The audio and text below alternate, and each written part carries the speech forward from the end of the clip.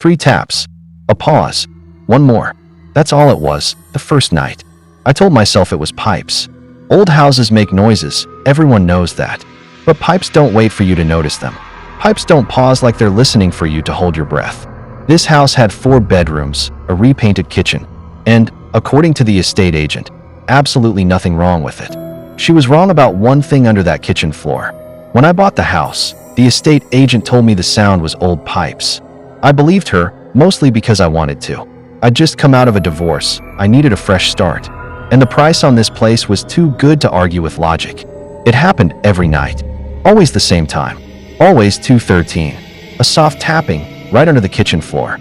Not loud, not dramatic, almost polite. 3 taps. A pause. 1 more. The first week, I ignored it. Told myself it was the house settling. New pipes. Old foundation, that kind of thing. The second week, I bought earplugs.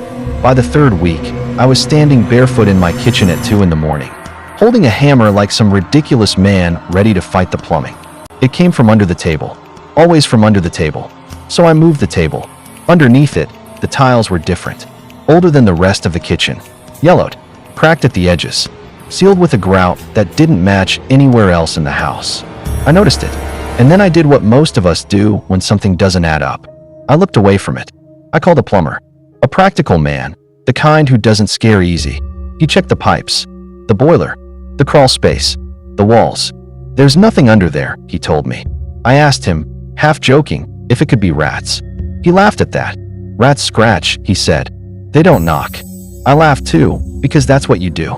You laugh at the thing that's already started to scare you, hoping the laugh will scare it off first. That night, I did something stupid. I sat on my kitchen floor with my phone recording, waiting. At 2:13, right on schedule, the tapping came. Tap, tap, tap. A pause. Tap.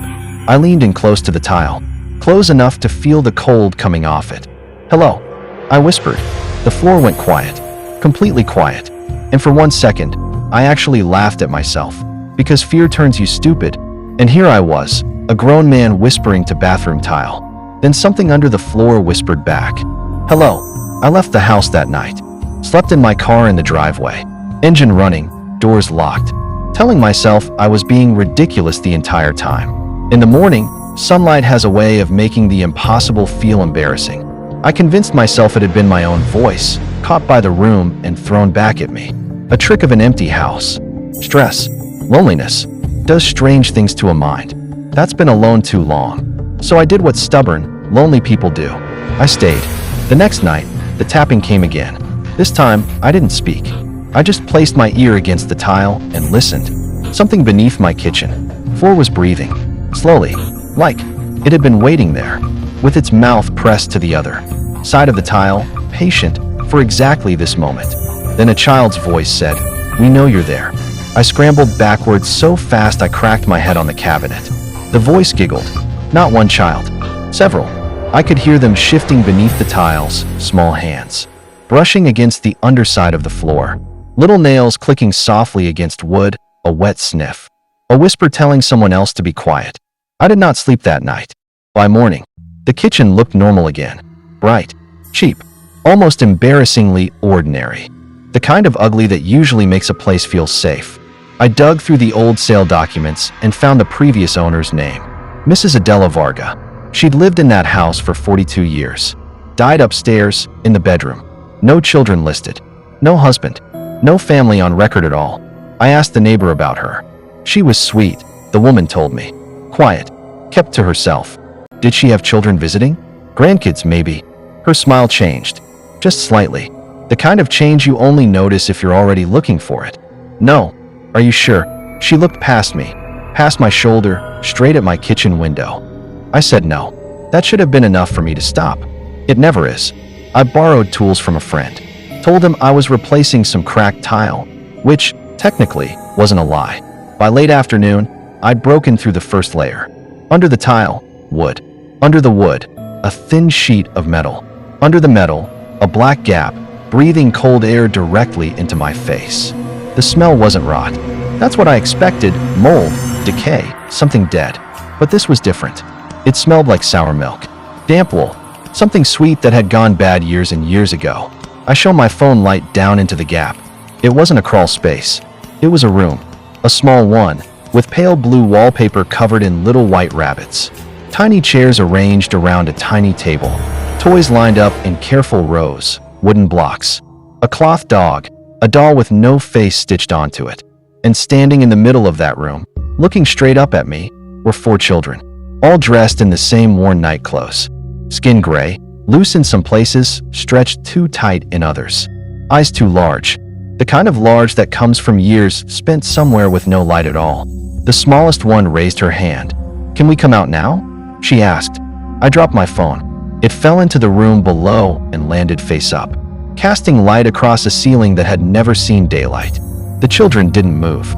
They just stared up at the hole I'd made. I ran for the front door. The lock wouldn't turn. I tried the back door. Same thing. The windows were painted shut, every single one. From the kitchen behind me, a boy's voice called up calmly, almost gently. "You opened it wrong." I grabbed the hammer and swung it into the nearest window. The glass cracked, but didn't break, and through the crack, instead of my garden, I saw pale blue wallpaper. Little white rabbits. I turned around. The house had rearranged itself while my back was turned. Every door, bedroom, bathroom, the hallway closet, now opened straight into the kitchen. Every single one. And from the hole in my floor came that same patient sound. Tap, tap, tap. A pause. Tap. I screamed until my throat gave out. No one came. At 2:13, the children began to climb. Fingers first, small, gray, dirt packed under the nails, curling over the broken edge of the floor. Then their heads rose into the kitchen light, one after another. They moved wrong, like their bones remembered what it was to be a child, but had forgotten how the parts were supposed to work together. The smallest girl smiled up at me. "You have to count us," she said. "What?" "You have to count us, or she gets angry." "Who?" All 4 of them turned their heads toward the hallway at exactly the same time. The house creaked above me. A woman's voice drifted down from upstairs, soft, almost tender, disappointed, the way a mother sounds when dinner's gone cold. "Children." The 4 of them went rigid. The boy closest to me whispered, "Too late." Something heavy stepped across the floor above my head. Dust sifted down from the ceiling. Another step, then another, closer to the stairs. The smallest girl grabbed my wrist. Her hand was freezing, damp, like she'd just been pulled out of water. "Hide us," she said. I tried to pull free. I couldn't. "There are only 4 of you," I told her, not even sure why that mattered in that moment. The children began to cry, not loudly, worse than loud, silent, mouths open, eyes locked on the stairs, tears running down gray cheeks without a sound. The footsteps reached the landing. Someone began humming, a sweet tune, almost tender. The children scattered, behind the bin, under the table, into a cupboard that hadn't been open a second before. And the smallest girl climbed into my arms. I don't know why I held her. Maybe because she felt like a wet towel wrapped around sticks. Maybe because she was shaking. Maybe, and this is the part I still can't explain, because for one stupid second, standing in my own kitchen at 2 in the morning, I felt sorry for the thing living under my floor. The kitchen door opened. Mrs. Vargas stood there in a faded blue house dress, exactly like the photograph in the sale documents, except her mouth was sewn shut with black thread. Her eyes moved around the room. One child behind the bin, one under the table, one in the cupboard, one behind my back. Then her eyes found me. Her stitched mouth twitched. She lifted one finger. 1, another, 2. She counted in complete silence. 3, 4. Then she looked at my arms. The little girl pressed her face into my chest and whispered one word. "Please." Mrs. Varga raised a 5th finger. I looked down at what I was holding. It wasn't her anymore. It was me. Small, gray, dead-eyed, wearing old night clothes that weren't mine. My own adult body was standing near the sink, smiling, wearing Mrs. Varga's sewn-shut mouth on its face. She touched my cheek. Her fingers were warm. Then she took my body upstairs, and the children beneath the floor made room for one more. Now I understand the tapping. It was never a warning. It was never a plea. It's how she chooses the next one. Tap, tap, tap. A pause. Tap. There's a man viewing the house tomorrow. He has tired eyes in his listing photo. He looks lonely. I hope he buys it. If this one kept you up, that's the goal. Subscribe for a new horror story every week.